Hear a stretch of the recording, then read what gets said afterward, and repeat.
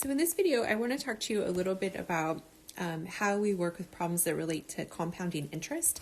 And the first thing I want to explain is there basically are two formulas that you might use, and I'm going to write them both here so you have them just in front of you. And I also want to tell you how you know which one you're going to pick.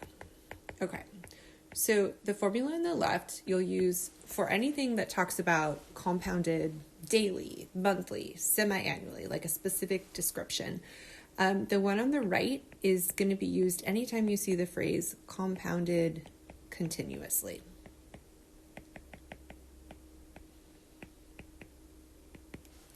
So I'm going to talk about problem 19b to start, and then we'll also talk about 19d.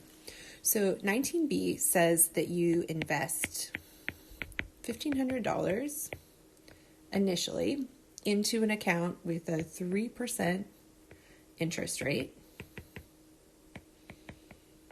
And this account is compounded semi-annually.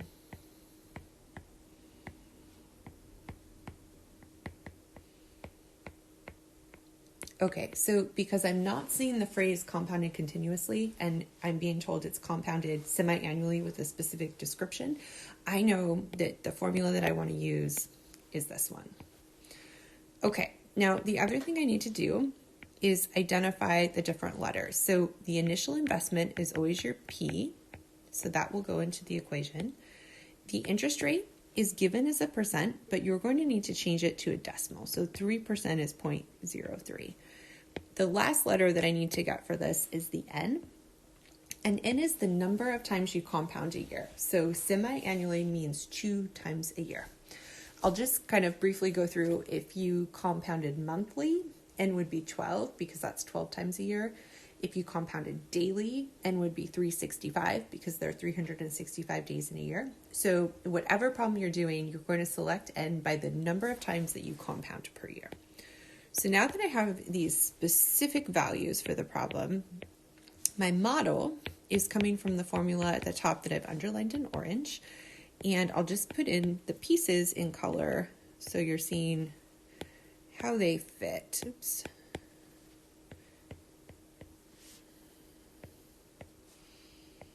Okay, so I just have left myself a little bit of space. So this is a 2 and this is a 2, and then the interest rate we had as 0.03. Okay, so this is my model, and if I were to put this into Desmos or Wolfram Alpha, it would give me a graph, and roughly, I'll let you kind of do it so it's clean, but the general idea is your y-intercept is this 0,1500. That's the amount of money that you started with. And the shape of your graph has exponential growth. So it's good that you're making more money as time goes on. Then this problem specifically says how much money after 4 years. So like how much?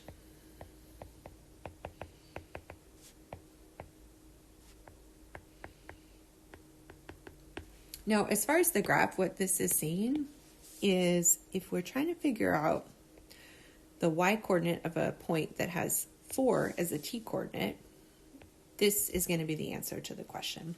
Well, so what we're going to do is wherever there is a t in our equation, we're going to replace that t with the number 4 because we care about 4 years. So we will figure out the following. I'm going to drop the color coding at this point, but this is what you would want to put into your calculator to answer the question. And the number you get back is exactly the y-coordinate of this point.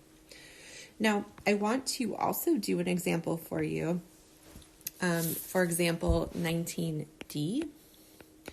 It's similar, but it has the phrase compounded continuously. So it says something like you invest the same 1,500 and the interest rate, and this is an annual rate, for this is 3.2%. And then they use the phrase compounded continuously.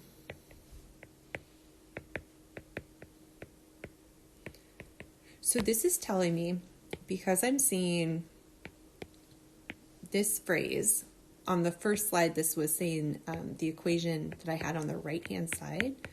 This is the one that I'm going to want to use. Okay, so again, the model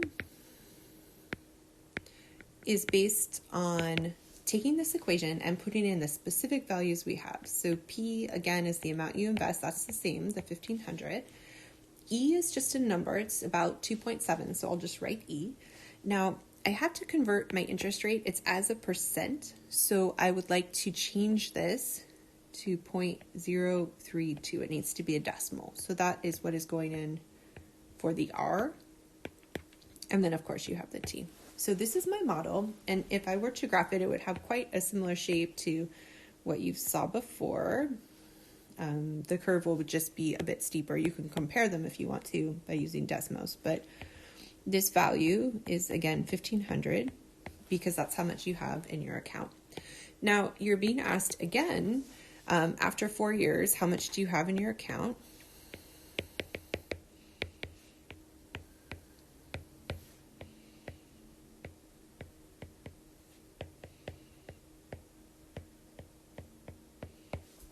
And so the way I will answer that question is I will plug in the value 4 everywhere I'm seeing a T. And that's really saying, if my T coordinate is 4, what is the Y coordinate that goes with that? So what you need to crunch on your calculator is the following. And I'll just write the 4 in green so you're seeing where it came from. And I just want you to know E is a button on your calculator. And also Wolfram Alpha, if you type in the letter E, it understands what it is. So number 19 has a couple other parts. They're all going to be very similar to what I've done for you here. You're just going to be adjusting really the R if the interest rate is different, or the N depending on how many times you're compounding a year if it's not the continuous case.